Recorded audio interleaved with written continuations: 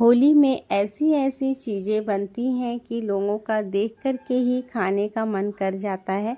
गुजिया तो हम सभी बनाते ही हैं, गुजिया से ही हमारा होली का त्यौहार है। अगर उस गुजिया के बीच में आप अगर इस मीठी मठरी को शामिल कर देंगे तो होली में चार चांद लग जाएंगे। आज मैंने बनाई है मीठी मठरी, अलग तरीके से बनाई है बिल्कुल।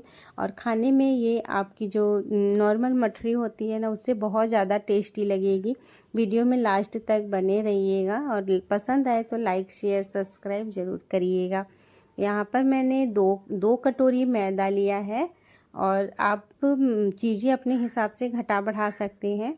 और जिस कटोरी से नाप करके मैंने मैदा लिया है, उसी कटोरी से मैंने यहाँ पर 1/3 कटोरी जो है कि देसी घी का मोयन दे रही हूँ। और थोड़ा सा मैंने यहाँ पर नमक डाला है। जो जब भी कोई मीठे की रेसिपी बनाइए तो उसमें नमक ज़रूर डालिएगा। और मोयन अगर चम्मच से कहें तो 5 चम्मच आपको यहाँ देसी घी का मोयन लेना है। देसी घी का मोयन देने से हमारा जो मठरी है बहुत ही ज़्यादा खस्ता बनता है। और अगर आपके पास घी ना हो तो आप यहाँ पर 7 चम्मच रिफाइंड ऑयल का इस्तेमाल कर सकते हैं। तो परफेक्ट मोयन दीजिएगा, जैसे गुजिया में देते हैं कि मुट्ठी बन जाए, यही निशानी होती है कि हमारा मोयन परफेक्ट है। और थोड़ा थोड़ा पानी डाल करके इसे टाइट सा डो बनाना है। और पानी एकदम रूम टेम्परेचर का है, ना गर्म है ना ठंडा है। नॉर्मल फिल्टर के पानी से मैं आटा गूँथ रही हूँ इसका। तो इस तरह से जब आप पूरा डो लगा लीजिएगा तो फिर इसे हम सेट होने के लिए रख देंगे। मैदे की कोई चीज़ बनाइए इस तरह से मीठे वाली तो उसे बहुत ज़्यादा गूँथना नहीं चाहिए। जितना कम मैदे का मतलब जितना कम गूँथा रहता है ना, तो उतनी ज़्यादा खस्ता बनती हैं चीज़ें। तो मठरी वगैरह जब भी बनाइए तो बहुत ज़्यादा आटे को गूँथना नहीं चाहिए। और इसे मैं 10 से 15 मिनट सेट होने के लिए रख दूँगी। 15 मिनट सेट होने के बाद मैं फिर से किचन में आ गई हूँ। तो इसे एक बार हल्के हाथों से मसल लेना है।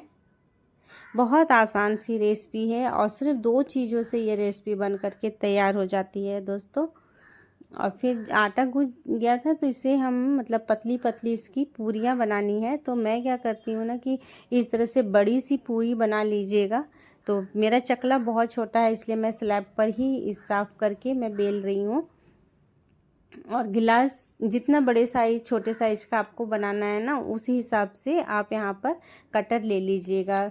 तो मैं गिलास के साइज़ का बना रही हूँ तो मैं गिलास से सारे मतलब पूरियाँ मैं इस तरह से कट कर ले रही हूँ। बहुत पहले ये रेसिपी तो हमारे घर में ज़रूर से ज़रूर बनती थी, लेकिन बीच में मैंने स्किप कर दिया था, पर इस समय मैं फिर से बनाने लगी हूँ। तो इसे जो है कि आप पूरियों को बेल लीजिएगा और फिर एक पूरी आपको उठानी है और चाकू की सहायता से हमें बीच में कम से कम 5 कट लगाने हैं। और जो कट लगाना है वो पूरा पूरी के आर पार नहीं लगाना है, सिर्फ बीच में हमें कट लगाना है। और कट लगाने के बाद उसे जो है एक कोना पकड़ करके आप इस तरह से रोल रोल करके मोड़ दीजिएगा। और जो किनारे हैं उसे थोड़ा हल्के हाथों से दबा देना है ताकि वो खुले ना। तो बस ये हमारा बन करके मीठी मठरी एक अलग शेप में बन के तैयार हो गई है। मैं जूम करके आपको दिखा दे रही हूँ कि कैसे मैंने कट किया है। तो मैं फिर से बता रही हूँ कि एक पूरी के बीच में हमें कम से कम 5 कट लगाने हैं।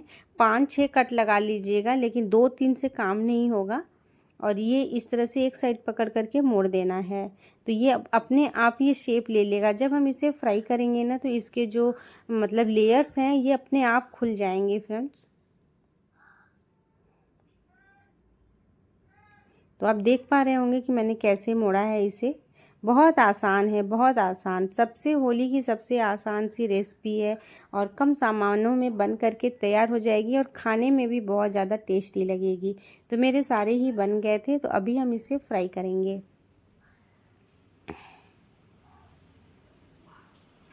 तो बताइएगा अब तक आप लोगों को मेरी वीडियो कैसी लगी। और यहाँ तक अगर आप हमारी वीडियो देख चुके हैं तो लास्ट तक ज़रूर बने रहिएगा। तो यहाँ पर मैं और फ्राई करने के लिए सफोला गोल्ड का इस्तेमाल कर रही हूँ। सफोला गोल्ड में बनी हुई चीज़ें टेस्टी होती हैं, हेल्दी होती हैं और हार्मफुल नहीं होती हैं। और मेन ख़ास बात इसकी ये होती है ना, सफोला गोल्ड में अगर आप चीज़ें फ्राई कर रहे हैं तो उसमें धुआं नहीं निकलता है। तो इस तरह से आपको एकदम मतलब मीडियम गरम से भी कहिए तो स्लो एकदम गरम में हमें इसे फ्राई करना है। तेज़ आंच को बिल्कुल नहीं रखना है, नहीं तो ये क्रिस्पी और खस्ता नहीं बनेंगे। तेज़ आंच कर देंगे तो इसे जैसे हम गुजिया या समोसे फ्राई करते हैं ना, उसी तरह से हमें फ्राई करना है, तभी ये एकदम खस्ता होंगे। मीडियम टू लो में ही आपको इसे फ्राई करना होगा। और एक बैच ये फ्राई करने में कम से कम 7-8 मिनट का टाइम लग जाता है। तो इसे तो हल्का गोल्डन ब्राउन होने तक हमें फ्राई कर लेना है।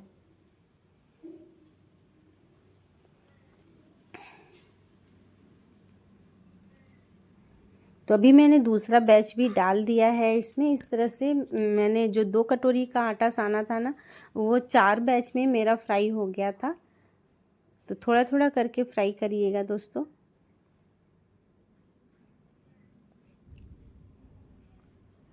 तो ये बहुत ही ज़्यादा मतलब क्रिस्पी बने हैं। मैं मतलब साउंड ऑफ कर दी हूँ, दिखाना चाहती थी लेकिन गचपच हो रहा था किचन में, इसलिए मुझे बंद करना पड़ा। होता है ना, सब इकट्ठा होते हैं तो फिर बातें करते हैं।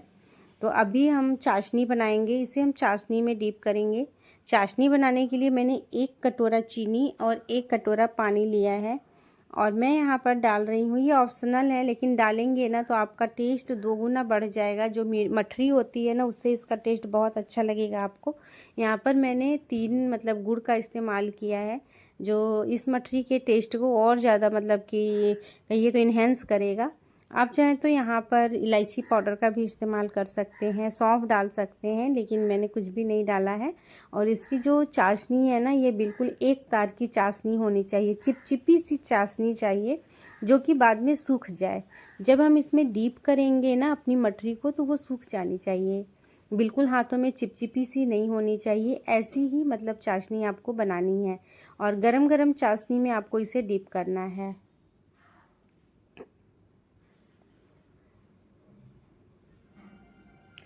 तो इसे आप खाजा भी कह सकते हैं। बहुत पहले शादियों में बहुत बड़े बड़े जैसे कटोरे वगैरह से कट करके ये रेसिपी हमारे यहाँ शादी वगैरह में झांपी में बन करके आती थी, मैंने देखा है।